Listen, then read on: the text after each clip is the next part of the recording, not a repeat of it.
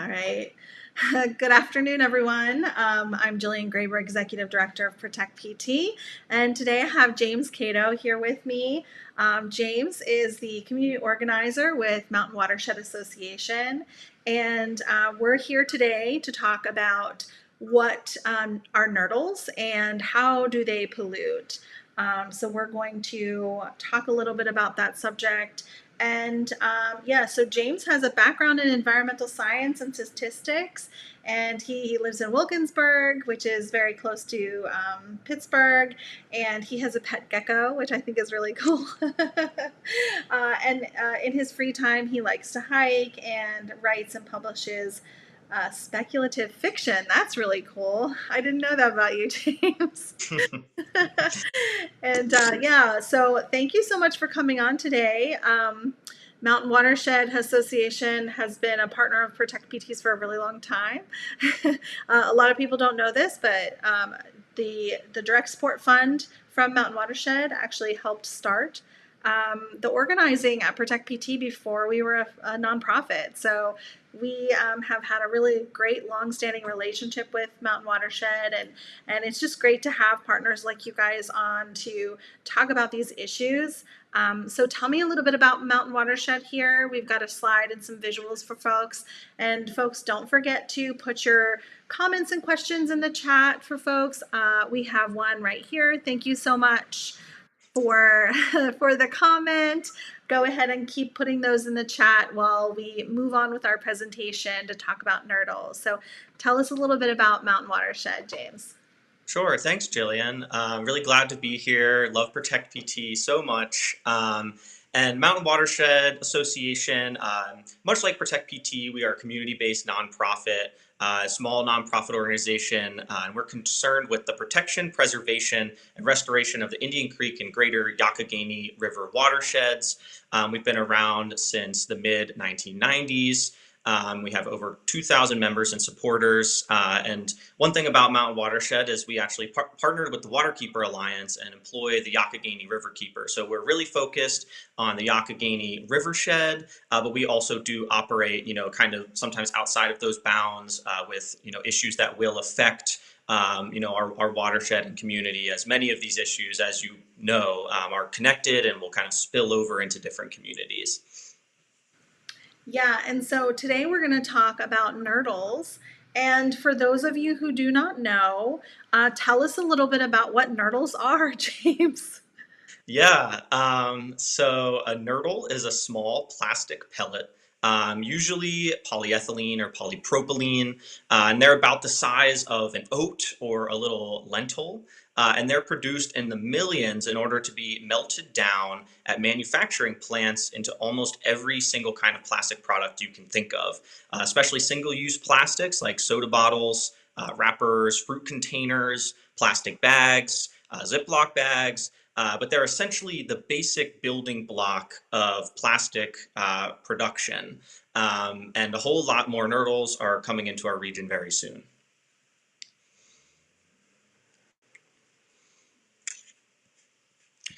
Oh, Jillian, I think I lost you. All right, can you hear me now? Sorry. Yes, gotcha. The traffic is so loud outside my office that sometimes I'm muted and I forget I'm muted. Sorry about that. So tell me, why are Nurdles coming into our communities, and why are we going to see these more? Yeah, so the image behind you is the Shell cracker plant located up in Beaver along the Ohio River. And I mentioned that nurdles are almost always polyethylene or polypropylene, and which polymer that they're made of kind of matters in terms of how a nurdle is created. Polyethylene nurdles come from components and byproducts of fracking methane gas, namely ethane. And we're specifically interested in the Shell cracker plant in Beaver. It's in our region, and they'll be taking these byproducts of fracking and turning them into polyethylene nurdles. The plant is not complete yet, but it is very close to being finished, and it will be in operation very soon, probably this year. It's set to be the largest nurdle producer on the continent. Seriously, this facility is really huge. It looks like a city when you're up close with it. And aside from the direct lineage of resource extraction to plastic, There's also a wider way in which Nurdles are tied to the oil and gas industry, which is that they allow for greater build out and infrastructure tied exclusively to fracking to be monetized, which helps the industry to take fracking and make it more profitable, make it harder to transition to other energy alternatives as they've managed to connect multiple revenues and economies to this extraction. And it also lets them use more components of fracked gas that they otherwise might not have uses for. Yeah, I learned with some of the stuff that was going on around the Mariner East pipeline. I learned that this liquid natural gas had been traditionally considered a waste product of Mm-hmm. fracking because it wasn't methane that we could use in our home. And now, I feel like the industry is trying to find another way to sell their product, a product that a lot of us, aren't using as much, especially given where, a lot of folks are transitioning to clean energies. And so as we transition to clean energies and are less dependent on fossil fuels, this industry is trying to stay relevant by making things and putting these in our environment. So, I mean, it seems like we already have so much plastic as it is. So why do you think, other than the profit that the oil and gas companies want to make, why do you think that they're making so many nurdles? I think part of it is just simply convenience. I think that of course, they want to help their bottom line and save this resource extraction within their profit model. But there's such a large number of fracking pads and well pads in this region that it makes it easy to connect the infrastructure and take that, like you said, what was previously considered a waste product and turn it into virgin plastics in order to entrench the fracking pads and continue their relevancy within the economy, and consider to stay afloat that way. Yeah, so I guess the bottom line is the bottom line, right? Hmm. The bottom line, they want to make money. Yeah. And what's their bottom line? Tell me a little bit about what's in this picture here, James. Yeah, so on this slide, this is a photo that we took by drone of a train derailment that happened early this summer in Allegheny County. And this occurred when a truck kind of was crossing the rail tracks and the train collided with it, which caused many of these cars to fall off the tracks. And within these cars, there was crude oil, sweet crude oil, and they were buffered in buffer cars, which were full of nurdles. Um, and there were so many nurdles spilled at this location that the riverbanks actually looked like they were covered in ice or snow. So the thing about nurdles is that they're really small, they're relatively light, and they're slippery. So they can be blown in the wind. They float in water. So this means if there are nurdles on the ground, such as the ones that were spilled onto the riverbanks here, they will almost certainly find their way into our local waterways whenever there is a storm. And because nurdles are often transported by rail or barge, there are a lot of nurdle releases and spillage, especially from rail cars. Not only in derailments, they're held in cargo or grain cars, which have openings, sometimes at the top, but also for like grain cars, there's these sort of udders underneath the rail car that they open up to drain the nurdles from storage. And so oftentimes as they're moving them from cars, there are small spills during transit as they're being loaded up, as they're being unloaded from railroad to facility. And if they're not cleaned up immediately, they will definitely escape into the environment. They're actually very difficult to contain if you're not taking careful consideration into how they're moved. Yeah, I think it's interesting. I started learning about this a while ago when you guys started patrolling for nurdles. And I know that our friends at Three Rivers Waterkeeper also patrol for nurdles. You guys do that in partnership together. And I just thought it was really interesting that we already have so many nurdles in our waterways, yet this local plant is not even open yet. You guys started doing that well into last year, correct? Or was it before then? We started sampling for nurdles in fall 2020. So we are rounding on our sort of 2 year anniversary for having started this sampling. And yeah, like you said, there are nurdles in our waterways already, even though this large producer is not in operation, which we were surprised by when we first went out. We did not necessarily expect to see any nurdles in our waterways, but we did, albeit small amounts, but they are certainly there. And so we credit that to a lot of manufacturing in the region. Probably we know of several manufacturers in the region that create, like one facility that we know of creates the zippers for Ziploc bags. And not pegging it on them specifically or anything, but because nurdles are traveling in the region toward these manufacturing points, we think that they are, as mentioned, sort of spilled in transit in small numbers, probably constantly, and then they end up in our rivers. And with that, we are hoping to figure exactly out what is going on, and hoping to kind of find a way to end it, because with really strategic BMPs, this is absolutely preventable. Yeah, and actually, if we go to the next slide, I think we can see why, why is this so harmful? And can you tell us a little bit about what you have found and why this is harmful for our environment? Yeah, absolutely. Well, yeah, so it probably doesn't come as a surprise, but nurdles are not good for the environment. Aside from the carbon impact of being a product of fossil fuels, which are often designed for single-use items, of course, they do not biodegrade, which we all know to be a problem with plastics. But the problem runs a lot deeper than that, and is in some ways more serious than traditional littering. For one, nurdles look a lot like fish eggs or frog eggs. They look a lot like certain aquatic insects, and they even look like seeds. They float, as I mentioned, so they're often ingested by surface feeding fish, frogs, turtles, when they float by in the river. Um, and then when they strand on the beach or on the riverbank, they're oftentimes picked up by birds and other riverbank browsers, thinking that it's insects, eggs, or seeds. So on the one hand, of course, this can cause digestive impaction, where the animals struggle to pass the nurdles through their system, which can end up, unfortunately, killing them. But it's also starving them, as they think that they're ingesting a tasty meal, but it's just plastic. And the issue is, unfortunately, even worse than that, because the longer nurdles remain in a body of water, they sponge toxins. They become more and more toxic over time.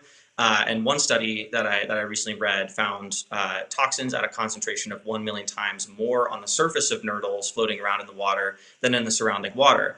So when animals eat them, they're potentially eating poisoned, toxic nurdles, and they can become poisoned and die. But also, these toxins can accumulate up the food chain, and this can lead straight up to people. If you are a fisher, or if you eat any animals that eat fish, this can certainly affect people as well as our beautiful natural wildlife. Yeah, I mean, I love fish. I love to eat fish. I love to fish. And even though when we fish, we usually throw the fish back. Mhm. This is a real problem for people that want to recreate, for people that want to eat the fish, and just for the companies that maybe that fish for this, these different types of sea life. I mean, I can't imagine, like you were saying, it's frogs, it's not just fish, it's other wildlife. And I didn't know that the toxins actually accumulated more. That's crazy. They do look like, to me, they look like little fish eggs, or Mhm. it's just interesting to see what they look like. And if you go to the next screen, um, then this is a wider view, correct, of the beaver cracker plant. Is that what this is? That's right. Hmm. Yeah, that's right. And one thing that you mentioned that I just want to touch on is, we have found actually at that derailment, the nurdles that spilled out of those train cars actually look different than the nurdles that we had been previously finding in those rivers. And they actually had they were clear, and then they had this sort of opaque nucleus at the center of them, which really made them look like eggs. Yeah. Like, more than any nurdles, and they all kind of look like fish eggs or frog eggs, but these ones, like, I'm not totally sure why they are designed that way, but they really, really closely resemble eggs, and they even kind of cluster together in the water. Hmm. So you can definitely see how, wildlife would just think that's a free meal. Hmm. Um, yeah.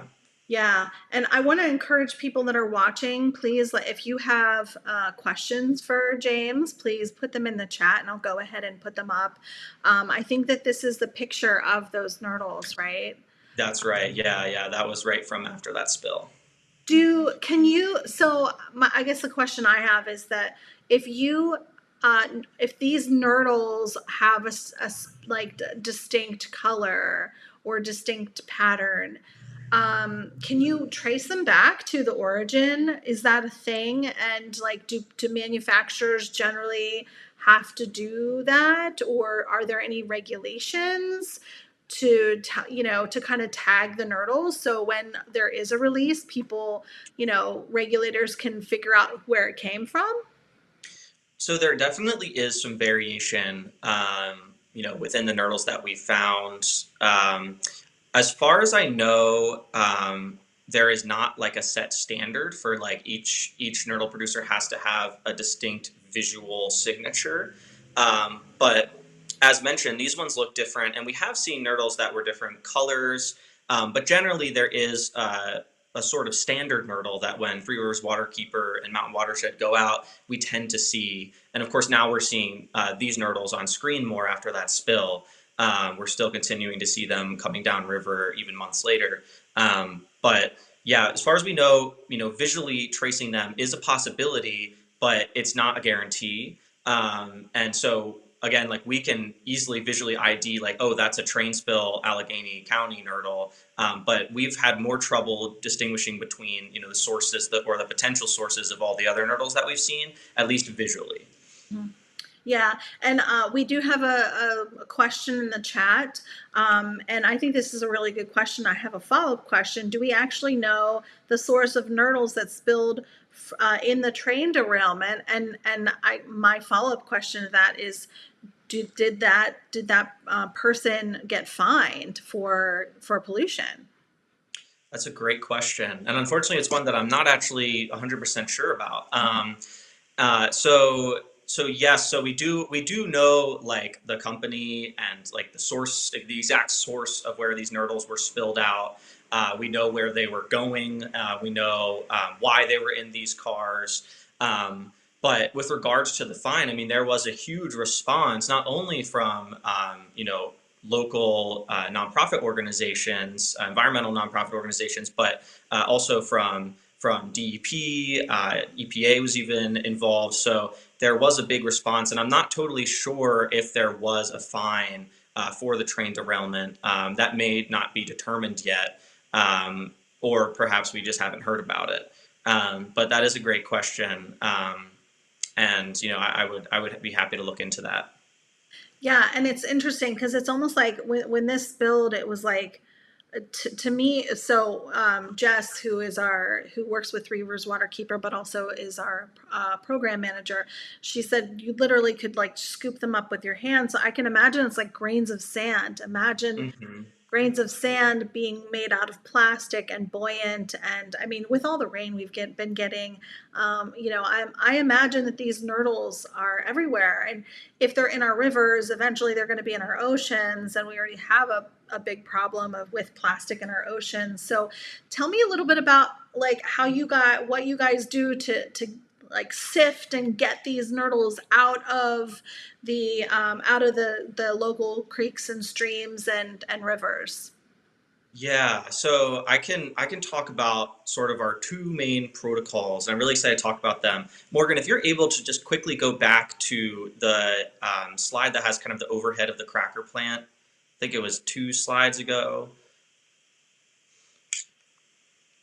Yes, thank you. So there's two main protocols, like I mentioned. We have what we call the float patrol, and we also have a community science patrol. So the first of these, which is on this slide, the float patrol was what we started out with in fall 2020, and it involves going out on a motorboat to sample upriver and downriver of a select location. In this case, you can see the cracker plant, and this is not actually where we sample, but just for the sake of showing a visual, we have our downstream location, we have our upstream location. And then on both of those sides, we deploy what's called a manta trawl, which is a floating mouth with a plankton net and collection bucket. And that goes across 5 channels, those 5 dots shown from one side of the river to the other. And yeah, the manta trawl is what's shown behind me now. And this way, we learn where nurdles may tend to be floating by at a given location, what channel of the river, and then we can also factor in like how many nurdles are we finding upriver of a facility that may be releasing nurdles and downriver. We hold the trawl in each of those spots for 10 minutes, so there's 10 total spots for 10 minutes each, and then we empty the bucket after each of those 10 minutes through a series of sieves, which is sorted through by us as well as volunteers. And I believe that might be shown, yes, right there. And if there are nurdles, we count and collect them in vials for further analysis. And I think that might be on the slide after this one. Yeah, there's one of our sieves. You can see there's one nurdle in the sieve. And then, we collect it all, we count them, we take forceps, and we put them in a collection vial. And I think the next slide may show, yeah, so these are some of the spots that we've been sampling over the last couple years. And some of these spots we've returned to many, many times, but basically the green is a spot where we've never found nurdles. And if we've ever found nurdles at a location, there is an orange spot. So yes, we have unfortunately seen many, many nurdles already, but we may see more if the cracker plant ends up leading to further pollution, because we know that there will be many more nurdles to an order of magnitude that's almost incomprehensible in the region. Yeah. Are you guys in contact with other water keepers and other people doing the same thing, like downriver? And have people found things downriver the same way? Yeah, so we are in contact with some downriver folks, both on the Ohio and farther, and we're also in contact with water keepers who have made a huge mark in what we're trying to do here down south. Specifically, the Charleston waterkeeper comes to mind, who was successful in getting a settlement after a massive, and long collection process of nurdles. And what they found was basically that there were nurdle spills occurring, and the closer they got to the nurdle spills, there was, many, many more nurdles stranded. So they could sort of hone in, and almost like a bullseye, they could get closer and closer to where these spills were occurring. And they were successful in a settlement that also resulted in new BMPs that would hopefully result in no more nurdle pollution, or at least minimizing nurdle pollution. But they were literally taking leaf blowers and spraying nurdles with the leaf blowers off the railroad tracks, just into the woods, into the creeks. So changing that protocol is a big step, of course. And theoretically, they shouldn't want to lose nurdles. It's something that you're either buying or you're selling. So if you have them, you shouldn't be releasing them. It's really in everyone's best interest to not release these nurdles, even the manufacturers and the buyers of nurdles. But that process really kicked off our interest in this community science, which is our second protocol. So these behind me are some stranded nurdles. Again, this is right after that spill, so you can see that this was, there are a lot of nurdles stranded all the way back here in this little hole. So we just adapted this community science protocol from NurdlePatrol.org's citizen science protocol, which is used on beaches. So we really just made it more about riverbanks and incorporated river morphology. And with that, we realized that the best way to document a large release of nurdles is when they are stranding on the riverbanks. When we went out with Three Rivers Waterkeeper to that spill in Allegheny County, we did find a marginal increase in nurdles floating by, say, 2 times what we would normally document in, that area. But on shore, we were seeing 20, 30 times what we normally document. So, there is a level to where it's more accurate to, after a huge release, there's a lot more stranded nearby than is floating by in any given 10-minute period. So we're really, really excited to bring this community science protocol to anyone who recreates on or around the river. All you need is access to a riverbank. It only takes 10 minutes. And yeah, here's basically the protocol. You find a spot with favorable stranding conditions, and we know a lot of these locations and can share them. And then for 10 minutes, you take a 5 meter radius around you, and you look on the ground and through debris, and you collect any nurdles that you find, and then you can just report it to a database, which is online, which will track where you are, what day it is, which we can also match with things like what's the water level, what's the recent weather, and the number of nurdles that you find, and it paints a really good picture of normal nurdle stranding in the area, and that, as I mentioned, will be drastically changed if there is a spill. So it'll be really easy to see if there was a spill or not, and hopefully to prove it. And we have another question. It says, James, are you aware of any other technology out there, let's say a hemp-based or subplant, the wet gas-based ethane use for this newer ending plastic industry, or never ending plastic industry, sorry. That's a Yeah, another great question. So yeah, I have heard a lot about sort of alternative plastic, supplements or different ways to manufacture what amounts to a plastic product. I know that they can make plastic out of alternative materials, which seems to be a direction that a lot of folks are interested in. I'm certainly not an expert on that technology. I do know that there is a lot of research going into it right now. And if there are more biodegradable forms of plastic out there, that would help with a lot of the problems that we're seeing with Nurdles. If they could create some kind of plant-based plastic product that would not be able to accumulate toxins over, say, 100 years, and would just kind of fade away. That would be a massive improvement to what we have going on right now.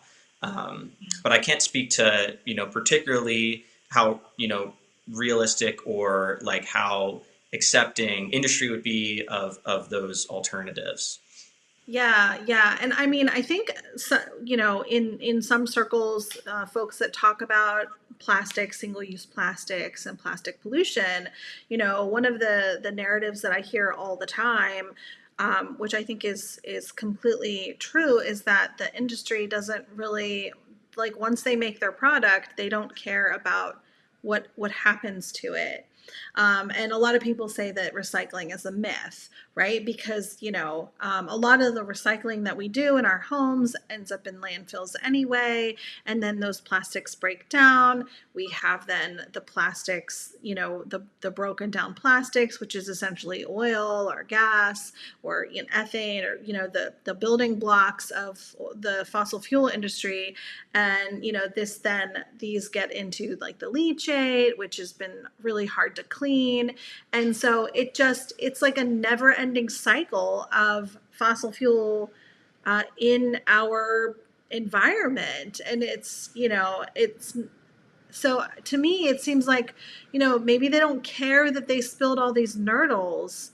Even though you made a really good point, this is their product, this is what they're selling.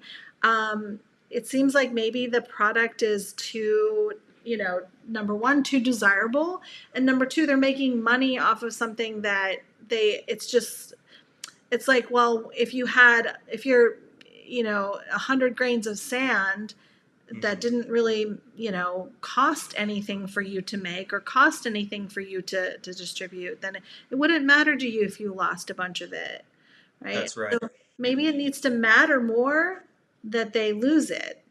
hmm I absolutely agree. I think you're right that the amount that they lose to them is marginal, and they don't really see a big hit for losing that much. And I think with that, they don't mind losing the amount that they're losing. Even if there is an outsized environmental impact, they don't necessarily feel it on their bottom line if they lose 200 nurdles every time they unload a whole train of them.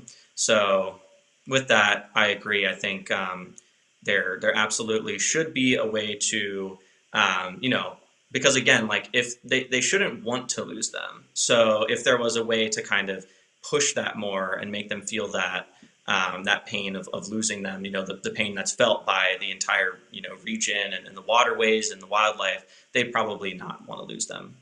Yeah, I'm having a little bit of deja vu though, because like we talk a lot about, ways to better capture methane so it doesn't go out in the environment, right? And how there's all this new technology to like capture more methane. So and like so if they're flaring the methane, they're basically flaring their product, and it's literally going up in smoke up in the air. But it seems like this industry doesn't really care so much that they are losing product, that they're losing potential money, because it's kind of built into the equation of what they're going to be making in the long run. Hmm. So to Hmm. me, it just seems like, let's pollute as much as possible, and who cares? As long as at the end of the day they make their money, they don't really care. And I think that that's where we really have to push back and do these things like Nurdle Patrols, making Hmm. holding them accountable for the Nurdles that they're releasing. And so there's this great slide that you put together here, for reporting Nurdle pollution. So tell us, like, if I go out and I see the Nurdles, what do I do as a citizen? Yeah, so if you go out and you see nurdles, you're along the river, or if you're not, you know, and you see them anywhere. So if you're able to do one of these, you know, short 10-minute nurdle patrols, we would recommend you do that and keep the nurdles if you can. Remove them from the environment. We can take them off your hands, which we can use to supplement our physical database, and also bring them in for analysis. And definitely, if you're unable to perform one of these nodal patrols, let us know, and where you see them, and we can come out and do them. But the most important thing is to find a way, either through Mountain Watershed or through your waterkeeper or through yourself, is to log the data, and we can send you a form if you sign up.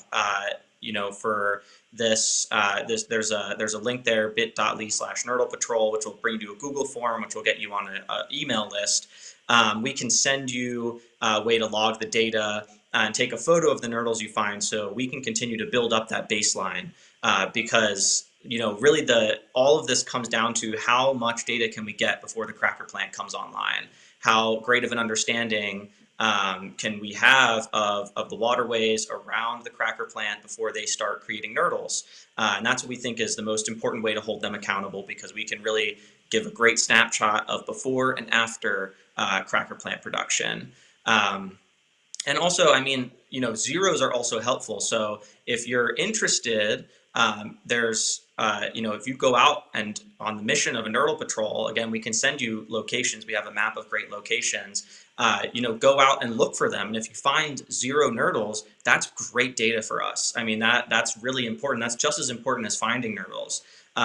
So we're, of course, happy if you're able to do that as well. But if you do find Nurdles, we're happy to pick them up, which will really help us with our big picture. But we really find that this community science project is probably the best way to get tons of data before the cracker plant goes up, especially in collaboration with our float patrol. Nice. And we have another comment. So they say, it seems like methane flaring equates to lesser harm because it's just carbon, just CO2. So more of a comment, not a question. If folks have questions, there are a couple folks watching live. So if people have questions, please put them in the chat now. And so let's really quickly, if Morgan, if you wouldn't mind going back to, I think, slide 13, with the nurdles on the ground. I feel like this could stick in people's minds. So if you watch this broadcast later and you want to get involved, we've talked about how to do that, and you're able to access those resources. But this is really what you're looking for, something like this, or something that looks like this little plastic bead. So I just wanted to put that up on the screen again because I think it's important for people to see that. And then, okay, so we're gonna patrol. We're gonna, if we find Nurdles, we can go to the nurdlepatrol.org. We can get some resources. And then what are the next steps after, we've done all that? Yeah. Yeah, so since Mountain Watershed began the Nurdle Patrol, again in fall 2020, there have been a series of really positive steps forward with the project. And we've already mentioned them a few times, but I definitely need to specifically shout out the River's Waterkeeper. They're an amazing organization, and they have a boat, which we do not have. And so they've been an amazing partner in stepping up our sampling. When we first started, we were going out seasonally, and we were relying on a volunteer's motorboat and their schedule. And with Three Rivers Waterkeeper, we were able to increase the frequency of our float sampling from seasonally to monthly, which is a great help with, again, generating a lot of baseline data. In addition, we've worked very closely with BC Mac to spread the word and recruit community science samplers around the cracker plant and beyond. And about a year ago, this is another, next step for this sampling. I was working on Nurdle Patrol, and I had reached out to the Water Collaboratory at the University of Pittsburgh to see if they could help us analyze the data that we were collecting. And we have all these physical specimens of Nurdles, and we knew we wanted to analyze them and find new ways to crack down and hold this cracker plant accountable. But there's some research that we simply cannot do in-house, especially relating to plastics. So I reached out to them, and that turned into a coalition that was organized by UPIT, which includes us, Three Rivers Waterkeeper, Three Rivers Quest, several other groups, and many amazing researchers from UPIT, like David Sanchez in Penn State, Barron, like Sam Mason, and many more. But specifically at UPIT, basically when we go out and take samples, or again, when community science members come out and take samples and we can retrieve them, we can hand off our collected Nurdles to UPIT for a liquid extraction process in one of their chemistry labs that gives us information on what toxins these Nurdles are sponging and to what extent they're toxic. So we can find out things, like how long have they been in the water? What kinds of toxins do we have to worry about in our food web? And then after they do that analysis, send those samples to Penn State Barron for something called FTIR analysis, which allows us to document the polymer composition of collected Nurdles, which possibly generates a signature. And then we can, we have a really hard and neat way of comparing Nurdles that we find now to Nurdles that we might find after the cracker plant begins production or after there's a big spill like we saw earlier this year. So this is a really great way to allow us to hold polluters accountable, as we can differentiate between new and old pollution, both chemically and sort of by the old school way of quantity of Nurdles collected in these different locations. So if you go out and find Nurdles and we're able to pick them up from you, we can, they can contribute to these analyses that are going on that I think are really strong and a really great way of, again, a before and after picture of what's going on with Nurdles in our waterways. Yeah, that's really awesome. We have a question in the chat. Would the presence of Nurdles change any measurements in water monitoring? So conductivity, for example. I think that's a great question. Yeah. So the answer to that is, I think it's possible. I think it would depend on the quantity of Nurdles and what kind of body of water we're talking about. But that is something that I forgot to mention that's a part of this collaboration is water sampling that we take at the same time as we do our Nurdle Patrol. So there are groups the same day that I go out to run the Manta Trawl and collect Nurdles. There's groups doing water sampling in the same locations, and those water samples are sent to UPIT as well. To run analyses on the chemistry of them. And they do look for things, like you mentioned, conductivity. They look for a lot of those qualities. That's interesting. And I would think just the act of going out and doing the water sampling and doing the water monitoring would contribute to what you're talking about. Because let's say someone's in a creek or stream, and maybe there wasn't a known, contamination or a known spill. Particularly, these, it seems like rail car is a good way, or is one way that these nurdles are being transported, and rail cars go over just an enormous amount of land.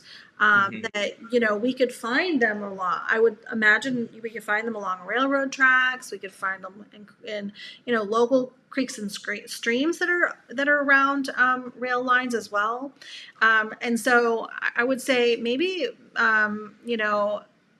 the act of monitoring the water around creeks and streams is a great way to just look for the nurdles. I know the Alliance for Aquatic Resource Monitoring, which is Alarm out of Dickinson College. They do their training for water monitoring, which we have gone through several years in a row, and I know our commenter Lois has also done that as well. She was a water monitor for several years, and so this is, I think, an additional thing to look for in the water. Visualization and taking those visual looks and taking pictures and documenting is a huge part of just looking for pollution in our creeks and streams. So I think we could just add nurdles to that list. What do you think, James? You think that would work? Yeah, absolutely, absolutely, and that's something that we have really started doing as well. Is like you mentioned, taking a lot of photos and videos of both the riverbanks and the waterways themselves. One thing we were speaking to researchers from the Gulf South who have unfortunately had to work with many cracker plants and nurdle producers and a lot of nurdle pollution.